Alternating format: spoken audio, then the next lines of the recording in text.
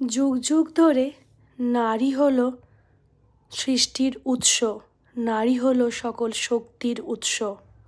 এই নারী তার নারী ছেঁড়া ধন দিয়ে তৈরি করেছে পৃথিবী, তৈরি করেছে একটা দেশ, রাজ্য, একটা গ্রাম, শহর, পরিবার। আর সেই নারীর জন্য ধার্য হয়েছে শুধু একটা দিন, 8ই মার্চ। ঘটা করে শুভেচ্ছা বার্তা পাঠানো হয়, শুভ নারী দিবস। শুভ নারী দিবস সত্যিই কি শুভ?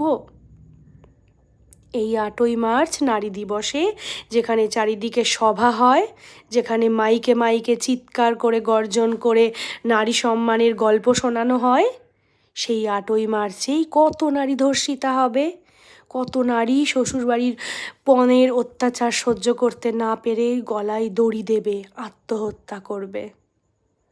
নারী দিবস কী?